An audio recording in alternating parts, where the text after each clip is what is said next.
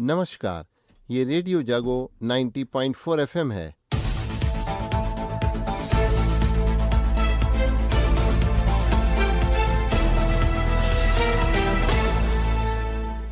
अब आप अभय शंकर गौड़ से आज की हलचल सुनिए। तो आइए सबसे पहले बात करते हैं। आज उत्तर प्रदेश के मुख्यमंत्री योगी आदित्यनाथ ने 2 वेयर हाउस के आज उद्घाटन किए हैं। इसमें एक लखनऊ में और एक बनारस में अत्याधुनिक वेयर हाउस का निर्माण किया गया है और इन वेयर हाउस के निर्माण होने से प्रदेश के उद्यमियों और उपभोक्ताओं दोनों को मार्केट मिलने के साथ साथ रोजगार की संभावनाएं भी बढ़ेंगी। तो उत्तर प्रदेश में ये अत्याधुनिक वेयर हाउस बनाने से हमारे कारीगर हैं, उनका सामान वहां पे संरक्षित होगा। इसी के साथ साथ ये अत्याधुनिक वेयर हाउस बन जाने से उत्तर प्रदेश का सामान और यहाँ के जो उद्यमी हैं उनका उत्पाद अब यहाँ रख करके और दूसरे जगहों में भेजने के लिए अवसर भी मिलेंगे। इसी के साथ अब बात करते हैं। कल प्रदेश के मुख्यमंत्री ने कानपुर में युवाओं को आह्वान किया और उन्होंने कहा कि प्रदेश के युवाओं को एक बड़ा तोहफा मिलने वाला है और आने वाले 2 साल में 2 लाख सरकारी नौकरियां युवाओं को दी जाएंगी।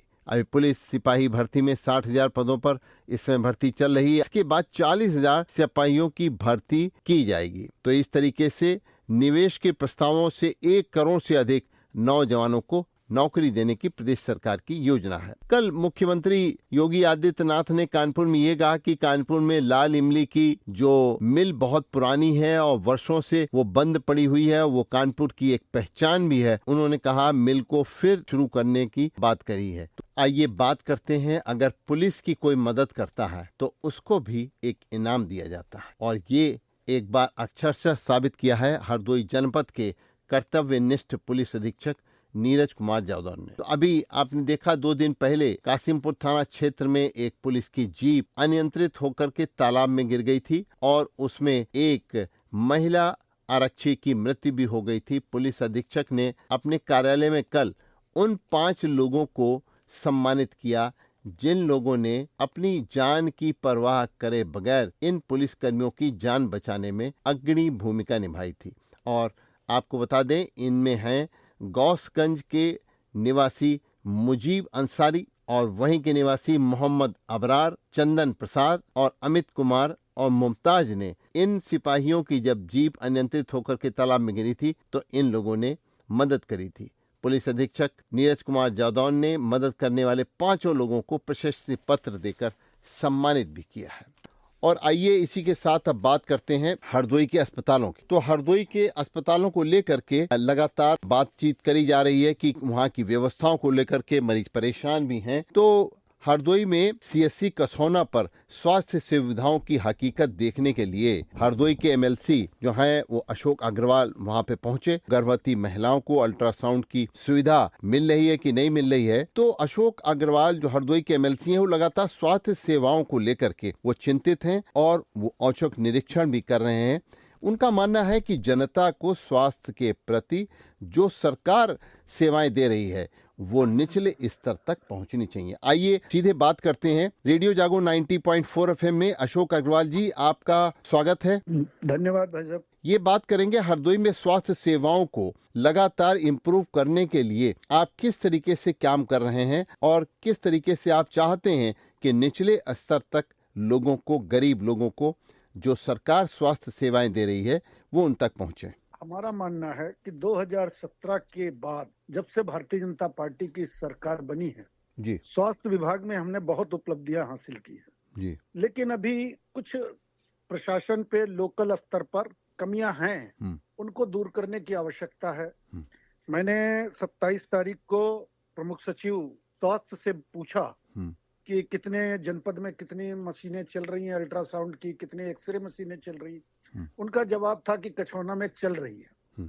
हमने अपॉइंट कर दिया टेक्नीशियन, उसकी कॉपी भी है मेरे पास। मैंने फिर औचक निरीक्षण किया। मैंने उनसे कहा कि मेरा होम टाउन है लेकिन वहां पर अभी चालू नहीं है। और मैं जब गया तो पता चला कि हाँ टेक्नीशियन अपॉइंट जरूर हुआ है लेकिन वो हफ्ते में 1 दिन आता है। इसमें बाहर लिखा जाता है। मेरा मानना ये है कि इसमें इनको कमियों को दूर होना चाहिए। तमाम ऑक्सीजन की दिक्कतें हैं, ऑक्सीजन प्लांट खाली पड़े हुए हैं, उनको चालू नहीं कर रहे हैं। तो मैंने सीएमओ से भी बात करने की कोशिश की, लेकिन सीएमओ से मेरी बात नहीं हो पाई।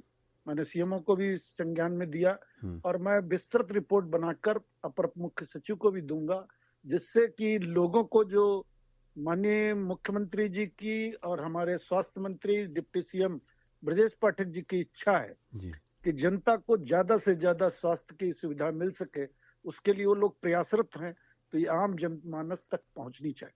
अशोक अग्रवाल जी, आप एमएलसी हैं हरदोई के, और हरदोई जो चिकित्सालय है इसमें चाहे महिला चिकित्सालय हो चाहे पुरुष चिकित्सालय हो, उसमें जिस समय लोग जो हैं काफ़ी उनकी स्थिति खराब होती है तो वेंटिलेटर की आवश्यकता होती है, लेकिन हरदोई के अस्पतालों में एक भी वेंटिलेटर काम नहीं कर रहा है। लेकिन अगर आप डॉक्टरों से बात करें, वहाँ के अधीक्षक से बात करें, तो वो यही कहेंगे। मैं आपको विश्वास दिलाता हूँ कि अगर वेंटिलेटर, जैसा कि मेरी जानकारी में है, वेंटिलेटर वहां पर उपलब्ध है, और अगर प्रशासनिक स्तर पर अगर कहीं पर कोई दिक्कत है तो मैं उसको शीघ्र चालू कराने का व्यवस्था करूंगा, जिससे लोगों को अगर कोई वेंटिलेटर के अभाव में किसी की जान न जाने पाए।